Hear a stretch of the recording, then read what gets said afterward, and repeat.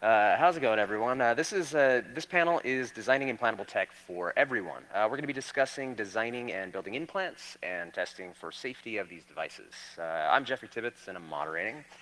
This is Amal Grafsta. Amal Grafsta is founder of Dangerous Things, a company that markets implantable tech such as the Flex NT and the Flex DF, which are high-performance NFC transponders encased in a flexible biopolymer. Next, we have Ryan O'Shea. Ryan O'Shea is spokesperson for Grindhouse Wetware, a collaborative responsible for projects such as the Circadia, an implantable which collects biomedical data, and the Bottlenose, a wearable which interacts with implanted magnets. And we have Alex Smith, founder of CyberEyeMe. CyberEyeMe provides products such as a subdermal temperature sensor and the Firefly, an implant which emits light to the skin. All right, well, my first question is, why are you involved in biohacking? Well, me personally, because I was lazy. I wanted to get rid of my keys, and going through this door constantly was really annoying, and I wanted the door to just know that it was me. I looked at like fingerprint scanners and iris scanners, and it was kind of clunky and still is today, and not really well suited for outdoors. So the expense and everything, I just didn't want to do. So RFID seemed like the best way to go, but trading a key for a card wasn't solving the problem. And I looked at pets doing this implants for decades, and I was like, yeah, let's do that. Like, it was kind of a no-brainer, and so I did that, and then kind of everybody freaked out and like got death threats and craziness. But yeah, Well, when was that first? that was 2005. 2005. Okay. I think I've always been a transhumanist. I guess I just never knew that vocabulary and that it was an actual thing that existed, because I always thought that science and technology would be used to overcome human limitations, just as we've been using it for thousands of years already. And I knew that this future was coming, and then when I saw things being posted that people were doing this, I definitely just dived right into the industry, and I self-identify as a biohacker and a transhumanist now, because I think now that I have the vocabulary to describe that. And that I first found out about it probably around 2013, so I've been in the community for 4 years now working away, but I've always had that passion for futurism and science and technology. Excellent. So for me, basically, I read too much science fiction as a child, wanted to be a cyborg, and this is the closest thing I could get. I originally started getting other people's implants, and then like hit the limit of what was available, and like I want something more, so I had to build it myself. And once you build one thing, it started snowballing, and you made other people want what I was building, so make it available to them too. Yeah. Okay. Well, how far do you see these kinds of implants going in the next 30 years? Now, this is, like I was saying, I have some of these, this is kind of an interpretable question. By far, I mean, what kind of both, how far is it going to encroach into society, and how far in terms of being technologically advanced? Yeah.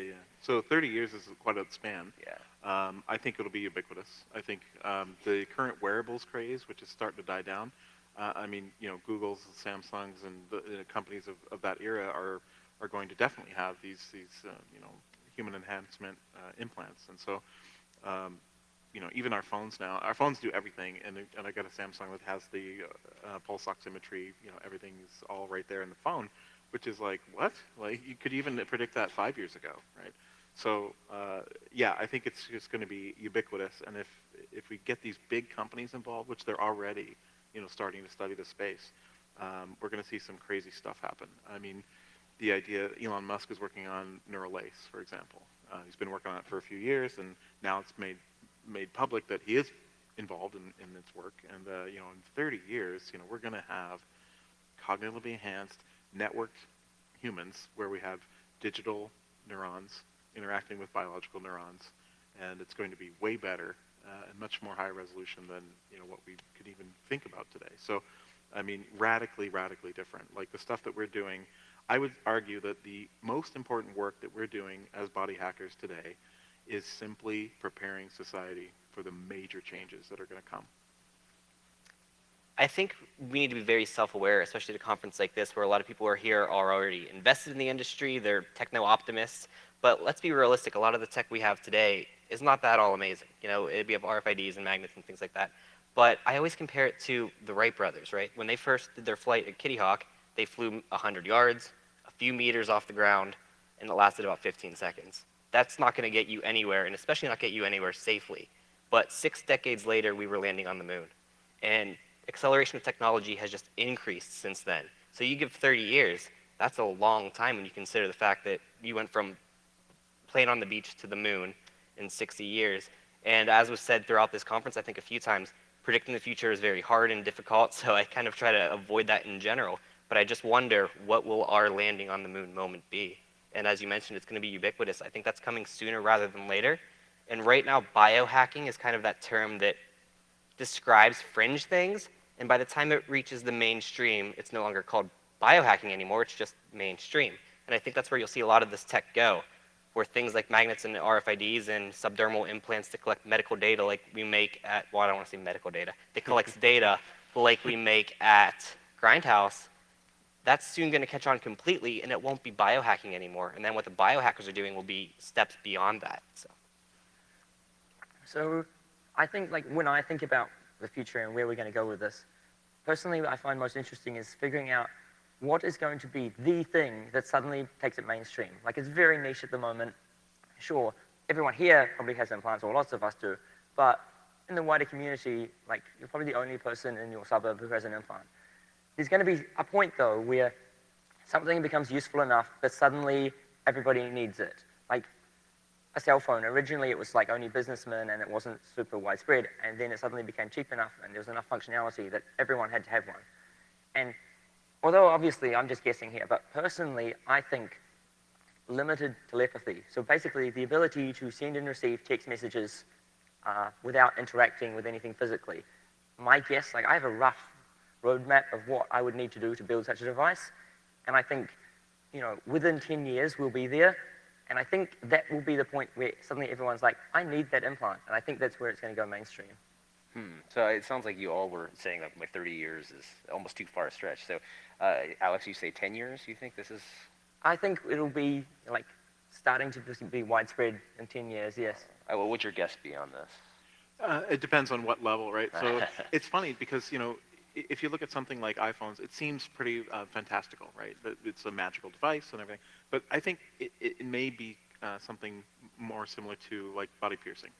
It's been around a long time, but it's ubiquitous. It just quietly got to that point where now it's cool to go to a job and not have to take like jewelry out. I mean, maybe there's some laggards that are like setting policy, but the point is, having a tattoo or a piercing is not weird anymore. It's just, it's everywhere. So if you're talking about simple implants that are of that nature, I think it'll be more like piercing, and it'll probably be in 10, 20 years, you know, because it's a slow thing. But if we can come up with something that's like groundbreaking, where you have telepathy powers, right?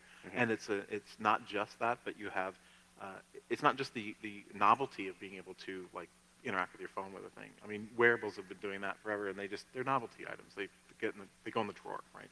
But if you have some real actual efficiencies being introduced, that's going to be a groundbreaker, right? I think 20 years is probably a good point. What do you think, Ryan? Well, I think one of the main things you think about with this is just how far we've came in just a couple of years.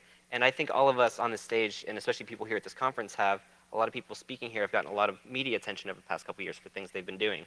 And just 3 years ago, a lot of the media outlets would reach out to us, would come at it from an angle of sensationalization, and it's taboo, and these people are doing these procedures that should be medical, and they're crazy, and they're going to kill themselves, was essentially what the angle they came from. And now today, there are journalists in the audience that are going to be writing about this talk and other talks, and they're taking it an angle of, this is the future, these are the people that are building the future, and this is what's happening. And that all changed in a few, probably 24 months. And I can't imagine even just 2 years how mainstream this conference is going to be, what other ideas we're going to have coming in, and I look forward to that. So I would say the point where people in general society are aware that this is happening and want to get an implant is when if we get the subdermal implants that collect valuable data that are around the size of the RFIDs that are doing now and that simple to inject, I'd say once we get to that point, that's when it'll take over completely, because people get piercings all of the time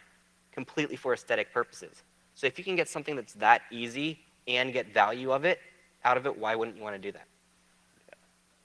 So what's your process in terms of developing an implant?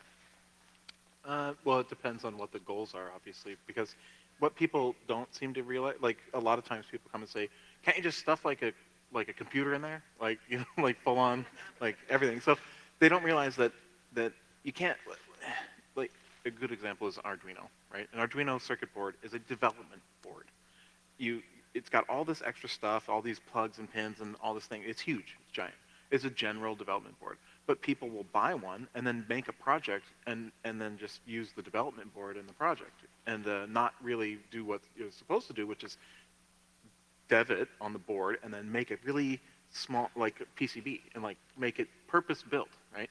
And when you're dealing with such a small space inside the body and you're dealing with these kind of tricky materials and things, purpose building means something, right? You can't just make a giant general computing thing. It's not going to be easy to install, make, or convince other people to get. So the process starts with what's the goal, right? You get a goal, you establish a goal, you design your thing. And there's electronics design, there's software design, there's materials, there's process. And so, yeah, just what the guiding light is, what are you trying to accomplish with this thing? And there's other aspects like how easy is it to install? What's the target market? And so just like any product, really. Okay, so your latest product. Well, tell me, what product? So the latest product is VivoKey, Okay. which is an implantable Java card platform. And so the goal is to essentially build a bridge between a person's biological identity and their digital identities, like accounts and communications, encryption, all that stuff. So with that in mind, it was like, okay, we need to, make it with this particular type of electronics. We need it to be easily accessible, so it needs to be NFC compliant and all of these things. And that just drove the design, right?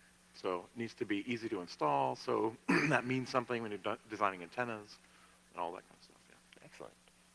Yeah, there's a lot of really interesting implants out there, and a lot of them are not powered. You have things like RFIDs, which receive, they only are active when they're communicating with something, or magnets, which are passive as well. But what we do at Grindhouse, we do powered implants under the skin, which is a whole new territory. There's a few other really interesting people here that are working on things like that. I know Ben here is doing that, and Rich Lee as well. And it's a whole new landscape to deal with. So what we really want to focus on with our work is iterative design. You don't want to throw 90 features on an implant and put it in, and then when something goes wrong, you have no idea what went wrong. So that's why we at Grindhouse started very simple with just subdermal LEDs that shine through the skin and kind of mimic bioluminescence. That device is called North Star, and we really got the idea from the body modification community. When we realized that there was a market for something like that, that was a perfect in to test out a very simple design to make sure everything worked well. And the result of that is it did. So now we're completing North Star version 2, which will include gesture recognition. And then once we have that proven, we're going to add back into the physiological data sensors. So it's going to be iterative design. So when everyone sees this and they see a media post about it and they say, oh, why didn't you make it perfect? Why isn't it amazing already? The things take a little bit of time, but we're definitely working towards that. Yeah. So, I mean, obviously, like the very first few steps are very standard with any electronic device. You prototype on a breadboard, then you finalize the software, start thinking about what components you're going to have on the final circuit board, get the PCB done, solder it on, and everything. I think that's no different from any electronic device. I think the more unique part is the coating and testing after that. That's something which most device builders don't have to worry about. So for me, I would, depending upon the device, pick a coating type like glass or silicon or titanium or something, and then do some test coatings, do a bunch of testing outside the body. Once I'm fairly certain that the device is not going to corrode quickly, then I'll try an implant on myself, leave that in for a month or two, take it out, examine it under a microscope, check for any degradation. Once that's fine, nothing's gone wrong with it, then I'd start beta testing it, giving it away to people who understand the risks and understand that it's not widely tested yet. And then if they also report good results, then making it available to the public. So I think those steps are what takes a lot more time and requires a lot more sort of skill rather than the general electronics step of the process. Yeah. So what are the biggest roadblocks for you in developing new implants? I would say time and money. Yeah.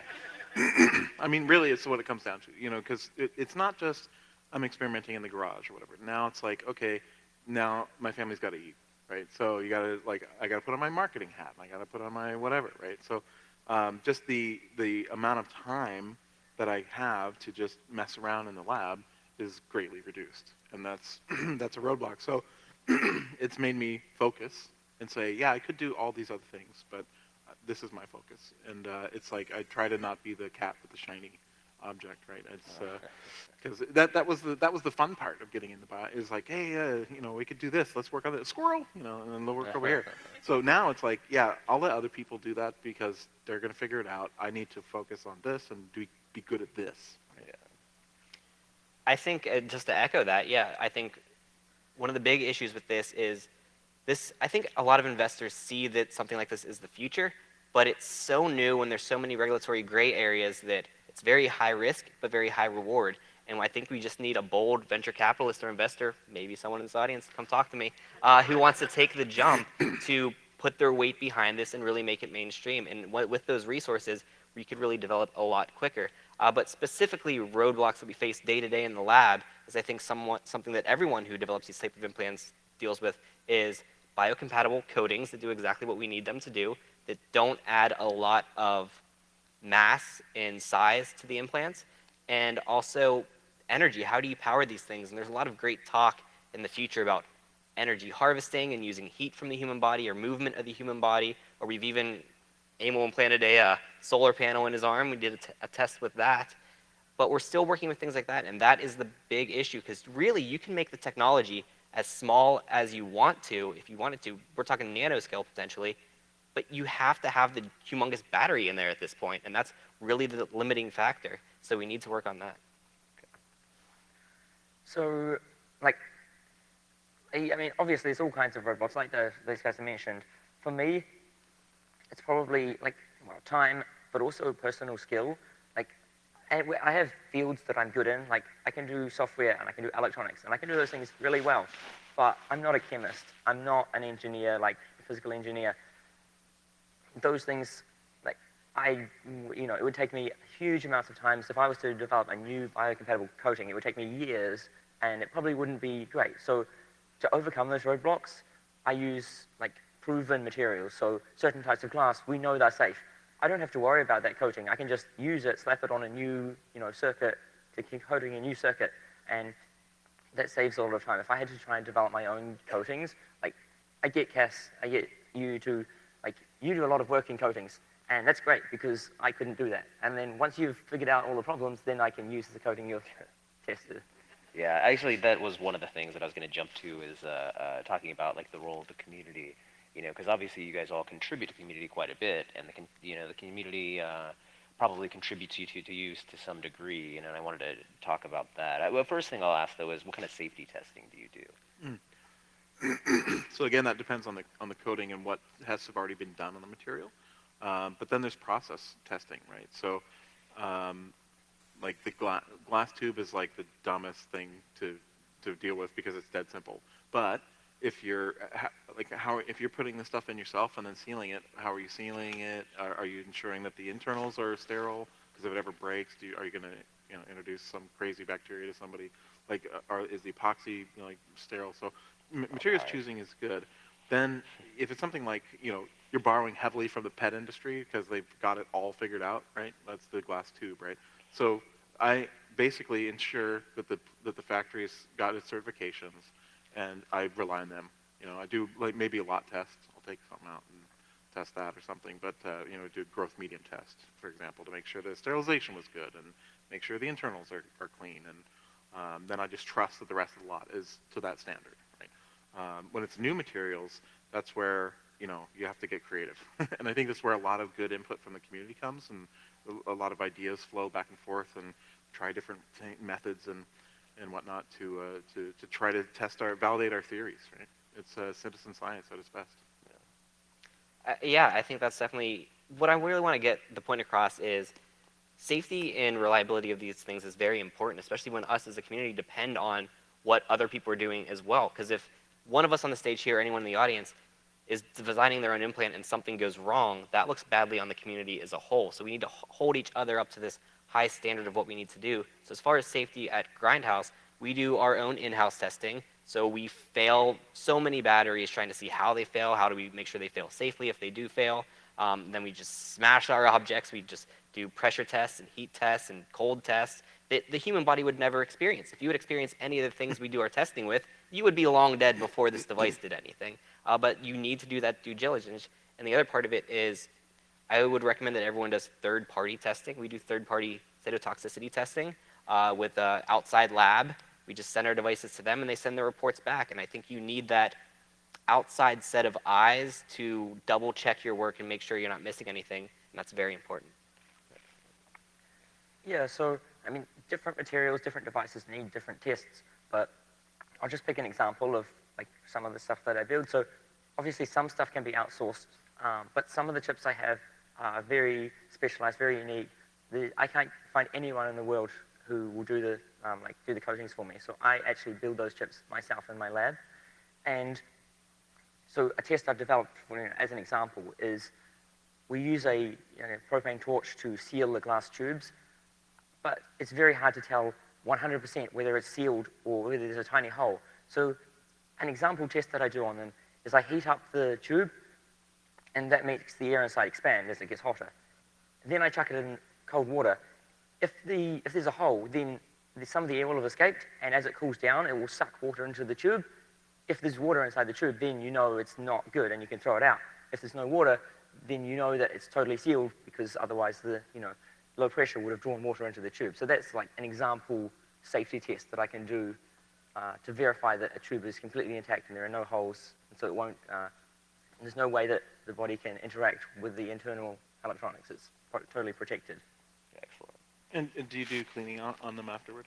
Right. Obviously, Yeah. that's after they're closed. That's the first test to make sure they're closed. Then you want to clean their glass and then sterilize it and stuff afterwards. But it's just like one step. Sure. Testing process. I've seen just I would suggest MAP gas instead of propane. Okay. Just because MAP gas doesn't have the same hydrocarbon output, like unburned, right? So it doesn't dope the glass with nasty stuff. Laser sealing is the best, but you don't have a 3,000. Right. I mean, yeah. If I had money to jump. buy massive, Yeah. lasers and stuff, then sure. Why wouldn't I want to play with that? 3,000 amp power supply. Yeah. Okay, so what kind of innovation would you like to see from the biohack community using or regarding your product? So I'm going to expand on this kind of what we were saying. Okay, so the panel is discussing implants for everyone. That's what it's titled as. But it's a given that the biohack community represents a good portion of business, and definitely at the very least a loud voice, of supporting or promoting your products and where you're going with it. And, okay, so it's kind of a two-part question. Like, what would you like to see coming out of the community, and how could the community help you with what you're doing? That's interesting. I think probably the community's already doing a ton of stuff. That's the great part. There's a lot of projects involved, and people are working on different things. I think where some of the things that are not so beneficial is when there's just a lot of non-scientific approaches to testing, a lot of noise, right? So clean it up, right? Let's get an actual scientific method and try to apply that to become more responsible citizen scientists. I think that's probably number one. Okay. I think we're doing a lot of interesting things right now in the subdermal space, just going under the skin. But what I'd like to see is us expand beyond that. Let's interact with the nervous system. Let's start working with the human organs, and eventually we're going to get to the brain. That's the holy grail, right? That's where you want to directly interface with and maybe recreate on a different substrate altogether. And it's going to take a long time to get to that point. But what I would like to see is people who are working in the medical device industry kind of talk to us a little bit more. Cochlear implants are amazing things, but they are rehabilitative in the fact that they want to bring people up to a baseline of normal human, and I put that in quotes there. What we want to do is extend beyond that. And cochlear implants, of course, could be used to do that if you hack them in the right way. They could get audio information that's below or above the human range of hearing and map that to a different sound so you could hear that as well. But that's something that's not really being happened a lot. And I would love to see people that are in that industry, let's talk more, let's collaborate, let's communicate, and really build amazing things together. So, I can't complain about this because I do it myself, but I think a lot of people in the community work on their own project, by themselves, for a long time, slowly improving and working on it. And I think if people formed groups to work on stuff, we could probably progress a lot faster So if everyone like spent 6 months working on, Rich's project, and then we did 6 months on someone else's project, we'd probably make a lot more progress than everyone working on their own thing for 2 years. Yeah. I mean, I can't, say that I don't do this because I work on my stuff by myself as well. So I'm just as bad as everyone else. But I think we could progress a lot faster if we sort of went about this in more intelligent ways. So just collaboration overall. Yeah. So like dedicated teams working on like a device instead of just like one person doing one device and another person doing another device. Yeah. Well, it's interesting because even like watching you talk to him about map gas and whatnot, it's interesting because I've always been kind of worried about how once you start getting into business, how that intersects with how the community essentially works. There's just so much collaboration in the community where people are freely saying, giving advice and sharing back and forth. And it's always really concerned me that we'd get to a point where now it's, I'm not going to tell you that, and because you're my competitor. I'm not going to tell you that because then someone else can go out and make what I'm making, or whatever. It's always kind of a worry. There's definitely a transition period, right? So something that starts as a nascent community of like-minded individuals throwing ideas around, that's one thing. And then somebody's like, hey, I'm going to work on this project, But invariably, it gets to the point where, like, it took me from 2005 to 2013 to say, let's wrap a business model around this. And the drivers were not that I thought I was going to make a ton of money, but I said, if I'm going to spend all my time, my free time, answering emails, telling people how to do this, where to get things that are safe, I need to be compensated. Like, I need to make some money at this so I can, like, make it worth my while, right? So there is this now kind of tension, right? And what I think can help solve that is not overlapping products, not competing with it. It's such a niche market that we're literally fighting for every single sale. And if you have somebody then just kind of entering in and competing with you directly on something that's already so niche, like, that's tough. It's really tough, and it creates tension. So, like, Grindhouse is working on these cool North Star stuff. That's awesome. Like, yeah, and the Firefly implant, I don't want to work on that, right? Yeah. So, like, yeah, sure, here's my glass supplier, whatever. But it's that thing of, like, being collaborative when you're shooting yourself in the foot if you're a commercial entity. It's tough. Yeah, it's tough to do. I think we're such a niche market right now that our success as a group hinges on each other. If you do something amazing, or Dangerous Things do something amazing, or you come out with something amazing, that helps all of us at this point. Our success kind of reverberates off of each other. And I hope that will last, but realistically, I know that as we start growing and becoming profitable business as we all want to be, that might change. But I think, I don't want to speak for the entire community, but I think in my interpersonal communication with everyone individually, I think we're all on the same page that profit's great, but that's not what drives us to do this at all. Yeah. We do this because it's an amazing thing. It will help people live better lives, be what they want to be, and help them do that. And I don't want to make it sound like some grand thing, because I realize all we're doing at this point is putting magnets in our fingers. Wow. But that's the goal. Like, we want to build to that, and anything that I can do to help someone else get to that point, it's not a zero-sum game. Their success isn't my loss necessarily. And I would, wish the best to everyone on the stage. I hope everyone succeeds in what they're doing, and to any way that I can help, I will. Yeah. So there's a couple of things I'd like to say about that. Firstly, I agree with what Amal said. Like, to expand on that, not only are you then competing more, but you're spending a lot of, wasting a lot of time reinventing the wheel. If someone's already done something and you want to, compete with that, and you have to reinvent the wheel to, do what they've already done, that's like wasted research time. If you did something new, then we'd end up with 2 different implants versus just 2 of the same implants from different people. Secondly, so I didn't get into this field to make money. I want to be a cyborg. I want to have a neural interface that I can browse the net and stuff.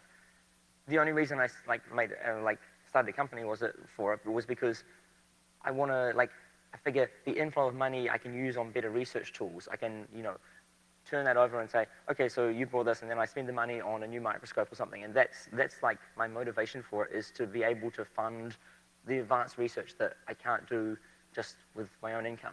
The idea is that we can eventually one day have a whole research lab of people, engineers and scientists working on something, and then we can really make some significant progress. Yeah, absolutely. Okay, so what is your biggest concern regarding safety for biohackers in general?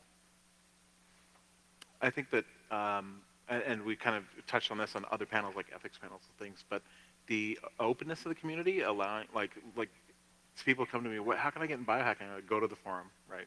And their mind goes, explodes. But the lack of rigor, right, is like the dangerous thing would be for somebody to come in and see everybody's doing this. It's super easy. I'm gonna take some glue and stick it on a thing and then jam it in my body. I'm a biohacker, and like attracting spotlights to irresponsible self-research, right, will harm the community. So that's a bit scary. But I think that, you know, the negative side of like the negative impact of the community of being business and like being in business and like how that can create tension. It also means that those people are going to be way more responsible because now their research and their livelihoods are dependent on not killing their customers, right? Like so, there's positives, but yeah, I think even with just some of the transponders that I sell, there's certain people, like a couple times in the last couple of years, I've like the people email me these questions, and in the course of the conversation, I'm like, yeah, I don't want to sell to you. Like they'll buy it, and I'll be like, I'm refunding your money. Don't do it, because I just get the feeling that they would just be completely whatever. So, like I had a guy saying, could I put it next to my heart? And I was like, why? What are you doing? So, I mean, this is, he's very enthusiastic about it. I'm like, yeah, no, I'm not going to do that. I'm not going to sell it to you.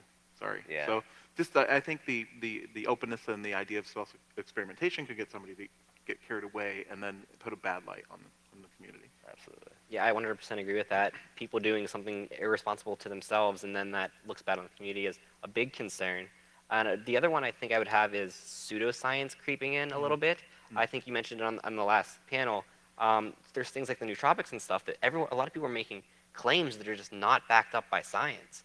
And you don't even have to go too far to see things like that where, is this crystal going to realign your chakras and stuff like that? And biohacking is becoming this marketing buzzword now, and a lot of people are hinging on that. And if you search biohacking on Instagram, you're going to see a lot of pictures of avocado toast. Like that's not, I don't understand.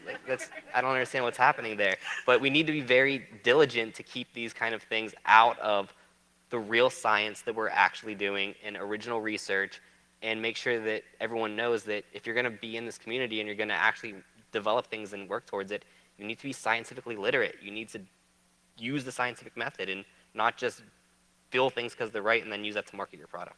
Yeah.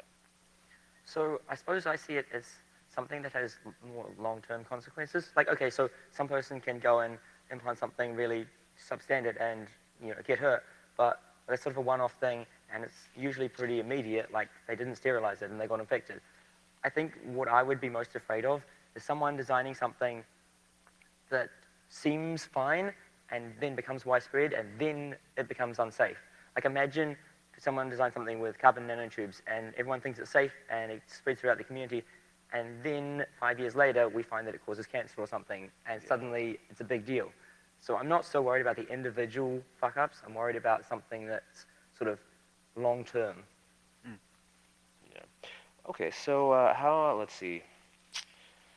What products or endeavors are you, or possible future projects or endeavors are you most excited about? I would say that, like right now, the focus on VivoKey and building that out as a platform and all of the, like the really annoying thing about it is that the technology's been done for a while. It's now like partnerships and people and policy, and like people are way harder to deal with than the technology.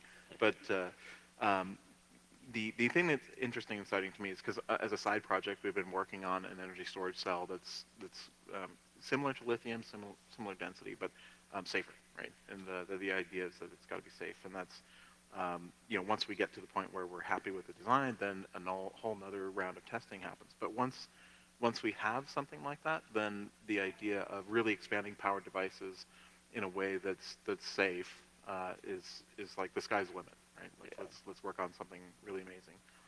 Lithium's great, but you can design a circuit board perfectly, but you're not QAing every component that goes on there, like to the great degree that a medical device gets QA'd. And if you have something go out of spec 6 months after it's implanted and the battery explodes like a Samsung, like it's not good. I can give you our exact roadmap of what we plan on doing at Grindhouse, and I'm not going to give a time frame on it because I realize that a lot of it is extremely optimistic and depends on a lot of other things going right.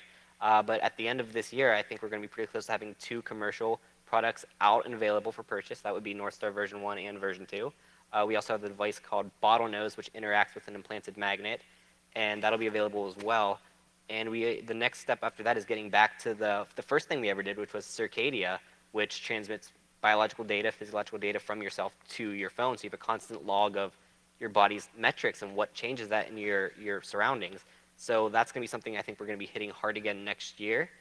After that, we want to get to the nervous system. So that would be sending data, allowing you to control things in your environment from your body, and then switching that around and having your environment, the Internet of Things, send things directly to your nervous system completely passively. You don't need to read or listen or feel anything. You just get the information sent to you. From there, we want to do organs. I think one of the things that when people hear things like, okay, if you live long enough, you might lose a limb in an accident, or you have to get a hip replacement, or one of your organs goes bad. Eventually, just by virtue of living long enough, you're going to turn into a cyborg if you can't, all right? So what we realize is your organs are going to go bad. Your biological organs have a shelf life, and you hope that if you live long enough for your heart to go bad, you hope that you're close enough to a hospital to survive that. Or if you need a heart transplant, you hope that some other poor person dies so that you can get their heart, and that's a horrible system. So I think we should work towards replacing these biological organs with ones that are more reliable before it needs to happen. And then the long-term goal, as I mentioned earlier, is the brain. So in the medium term, so right now we all know about the biotherm chips which have a temperature sensor on them. But that's sort of a pain because you need a custom reader for it, and temperature is not that great. It's basically an implanted thermometer. But currently something that I've got in development does temperature, heart rate, and blood oxygen content. So that's sort of, I don't want to give an exact time because I've done that before, and then people keep bugging me like, is it done, is it done? But that's something like, I've got the hardware sorted out, I just need to finish up the code and stuff. So that's sort of the more medium term is like more biometric sensors in an implant. And then long term, like my focus I want to be is like neural interfaces and nerves and that sort of thing. So stuff that you can like get notifications, say you'll feel an impulse in your nerves when you have a new message, that type of thing. Excellent. Okay. Well, I think really this one was probably covered in the last discussion more than anything. But I'll just ask for a short version of how do your products differ from medical products? Well, I mean, if you think about the FDA's actual definition of a medical device, the primary one is the treatment, diagnosis of disease, right? And does it alter the structure of the body, and does it interact with the body chemically? So, no, it doesn't do any of those things. It's totally a non-medical device. I mean, it's for personal enhancement and augmentation. So it's in some ways it's like body jewelry. In other ways, it's totally elective. So it's not a medical necessity to have. That may change actually later in a society where everybody's enhanced, right? A normal, natural-born human is already at a disadvantage because the whole of society is already augmented. You might see something like, just like you can get a government cell phone for free, because a cell phone is considered a utility that is critical for functioning in modern society. You might see the government implant, right, like a set of implants or whatever. So it's interesting. But as a medical device, a restorative device, no, we're not that. Yeah. Okay. Yeah, it sounds like basically then the difference is intent rather than differences in the product. In intent, but also application. I mean, in product, you could make a bad product and hurt people, but why would you do that? So in terms of a medical, when you're talking about materials and device and testing, we're not regulated like we are with the FDA. So the case study requirements and all of that are not a requirement, but we do the same. I mean, beta testing and things like that. So hopefully there's little difference between the rigor that a medical device undergoes and what we do. Now, rigor can be less so for example, software changes in an implantable device like Circadia. If there's a software problem and the thing just bricked, okay, bummer, but your heart's not going to stop, right? Yeah. So in certain ways, it would suck, but you don't have to necessarily apply the same rigor and testing and all of that for every aspect of the device. But certain things you really shouldn't. You should apply the same rigor, particularly for, like I said, powered devices, things like that. I made the point earlier that it's only biohacking until it becomes mainstream, and I think that's when you see things like this taking place. Like, I'd say anyone with a pacemaker is far more augmented than any of us on this stage are. And there's other implantable contraceptives or other things that people could use that are technology inside the body that are serving a purpose that augment the human capabilities. And I think that's an important thing to realize. And the difference is that the medical devices are used to bring people up to an arbitrary normal, and we don't care about the arbitrary normal. We just want to be whatever you want to be. If you don't want a sense or you want an additional sense, let's let that be capable of happening. And I think there's a certain weight that may be worthwhile but may not be that's given to things like the FDA or to academic universities, where they figure if it comes out of academia or it comes out of a corporate R&D department or it's approved by the FDA, then it's good and it's worthwhile and that's proven to be that. But like you mentioned in the last panel, people get killed by FDA-approved devices all the time. And even if our devices aren't necessarily go through the rigors of FDA approval, we oftentimes use FDA-approved materials already. We try to find those things that meet that criteria, whether we're going to go through that process or not. I think the big difference is just how you want to use it. Right now, anyone who works with inside the human body and cuts it open and does things has to go through medical school. But that's the wrong way to look at this. This is a whole new industry. I would love to see people follow a career path that isn't called medicine, that is about cutting into the human body and augmenting it, but it's a different terminology, a completely different thing, because they shouldn't be regulated the same way.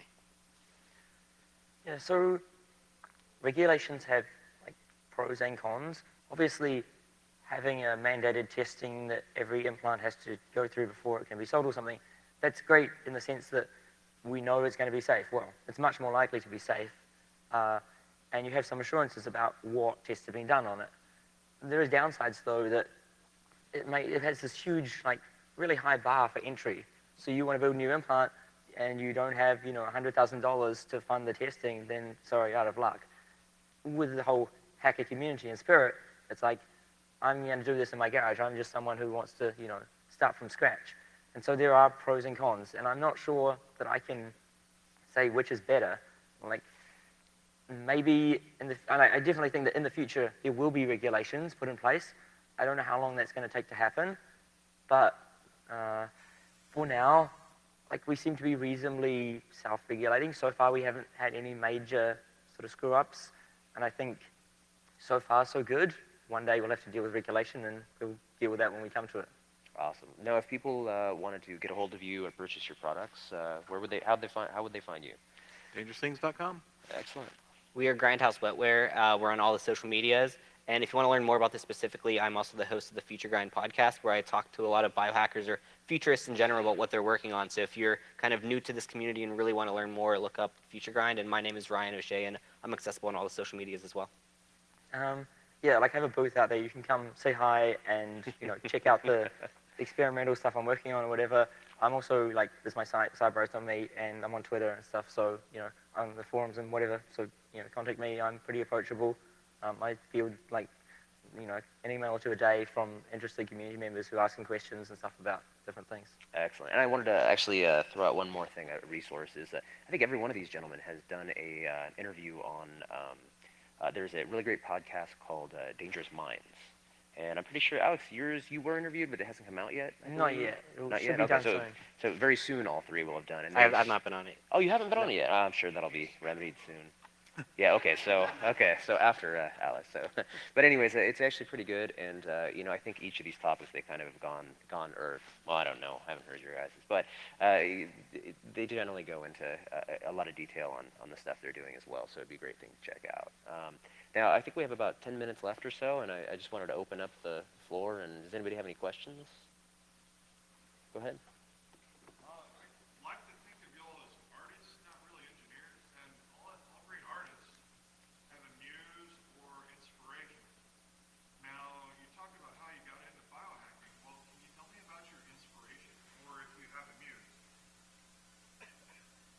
I'll have to think about that for a second. Yeah, I don't know if I can come up with a specific one in general, but I would say I'd say art and science have been communicating together for a long time, and they're kind of quickly now with technology becoming one and the same, and especially with biohacking, which is such a cross-disciplinary thing.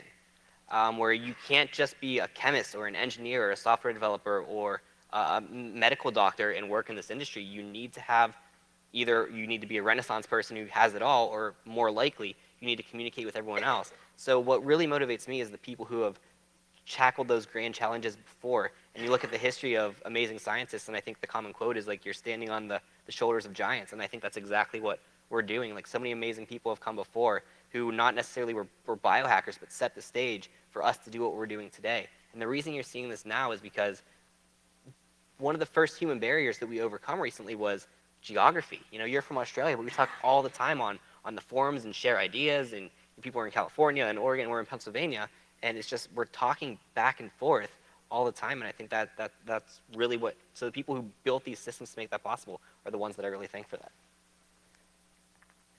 that. Yeah, so I know they say, like, necessity is the mother of innovation, and this is like the opposite of that, right? No one needs the implants we have. It's not necessary. But I think it's the same sort of driving force in that you see this really high goal, like, I want to be a cyborg. I want to, you know, be able to do these amazing things. And it's just so far from reality. And then you sort of think, well, what's the closest I can get today? And you take that step and you think, okay, what's the next easiest thing I can do? And you do that, and it's just sort of slowly building on previous work and slowly taking the next step. Great.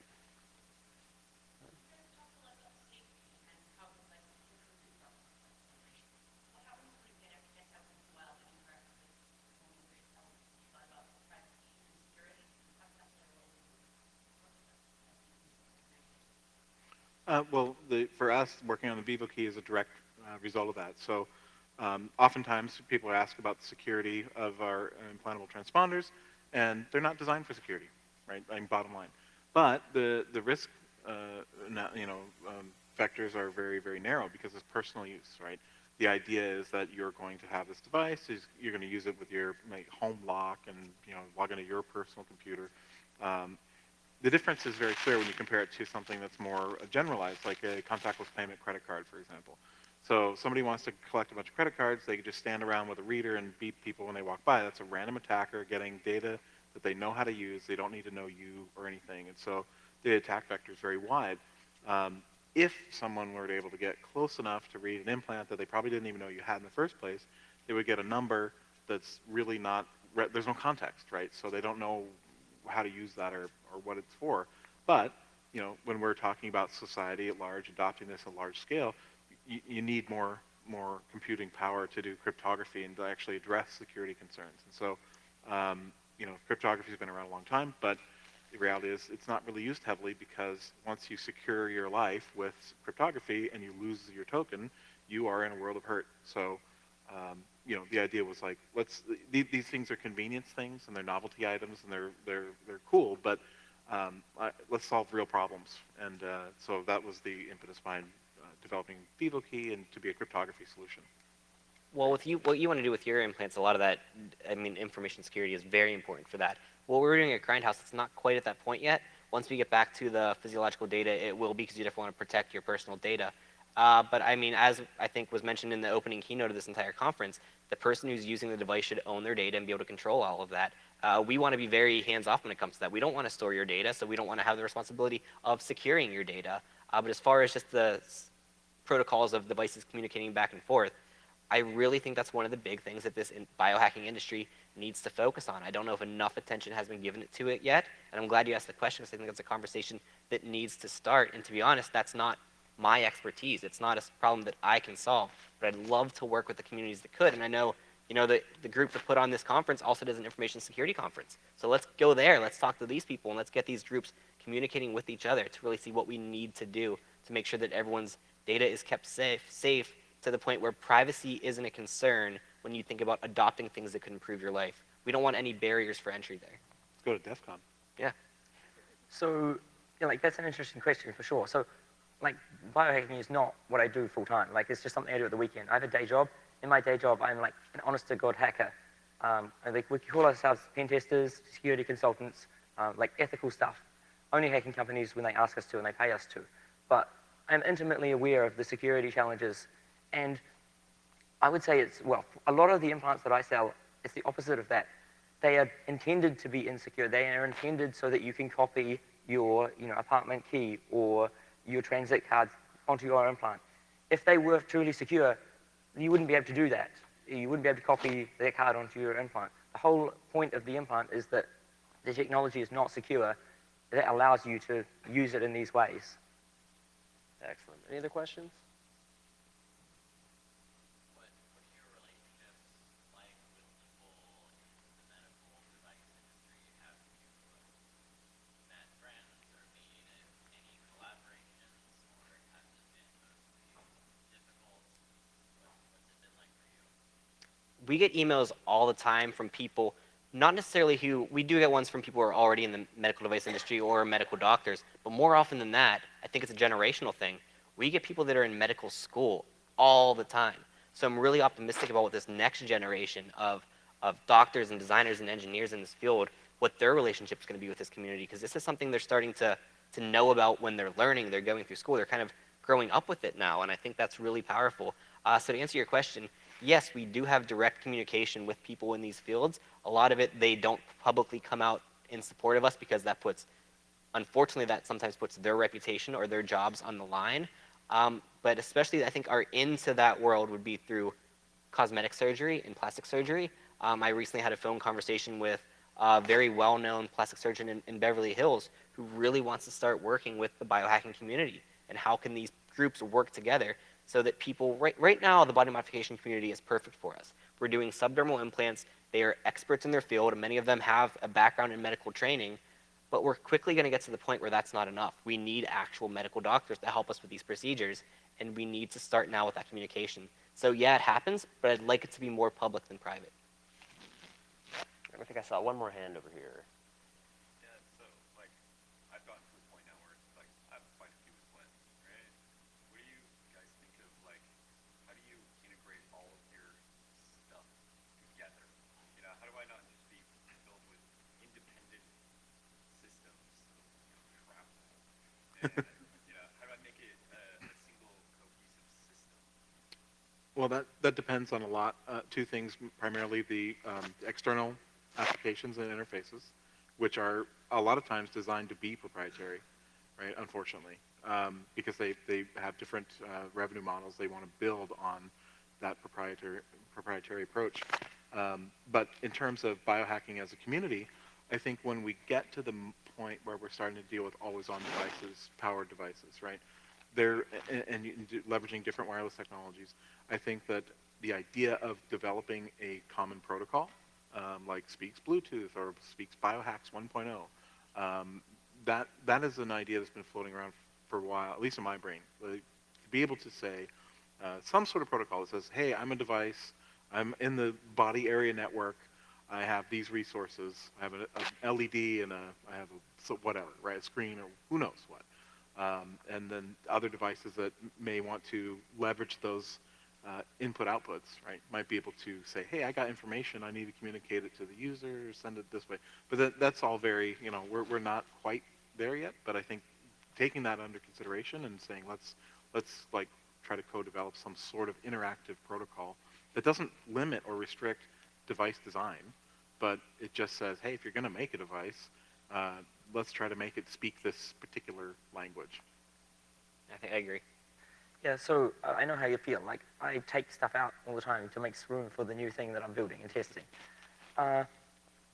So as an example, like all of the RFID chips, they do one application at a time, like one ID. And so if you want to have like 3 buildings, then you need 3 implants. But one of the chips that I've like designed but haven't started building yet, it'll allow just to multiple RFID IDs on the same chip, and it will just like cycle through them. So you put it up to the thing and wait a second, and it will cycle through the IDs you pre-programmed. And so that means you could have one chip that does like several different buildings. I want that chip. Yeah, excellent. All right, well, thank you very much, guys. I think it was great. And if you guys have any other further questions for them, you can come down and ask them yourself. Right? Thank you. Thanks.